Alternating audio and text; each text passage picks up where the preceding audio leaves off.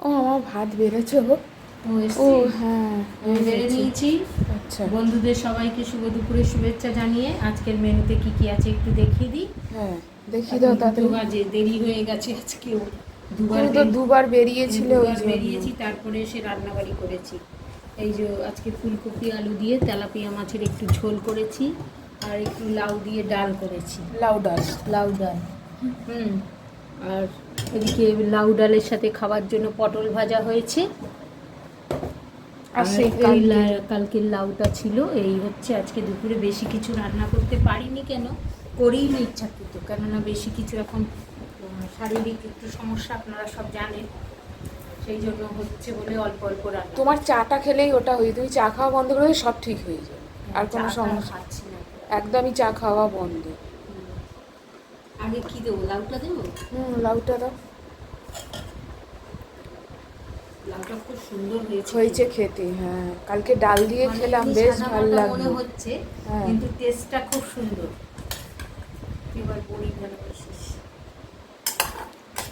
তবে লাউ দিয়ে এই ডালটাও কিন্তু ভালো লাগবে জানো। তুই তো ভালোবাসিস হ্যাঁ দিয়ে ডাল। না না, লাউ ডালের কথা বলি, মানে ওই তরকারিটা দিয়ে ডালটা ভালো লাগবে, খুব সুন্দর লাগে। একটু বেশি কিছু ভাজাভুজি করিনি, তো লাউটা খাওয়া কিন্তু ভালো। হ্যাঁ।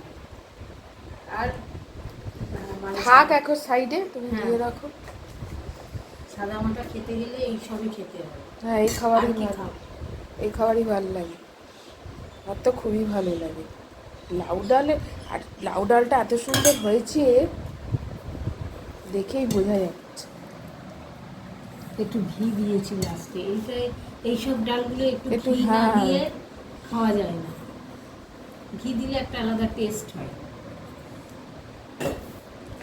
খুব সুন্দর হয়েছে। আজকে রান্না করলাম মনের মাছ মতো। ছিল না, বাজারে গিয়ে আবার তেলাপিয়া মাছ নিয়ে এলাম, তারপরে রান্না হয়েছে। রান্না করেছি।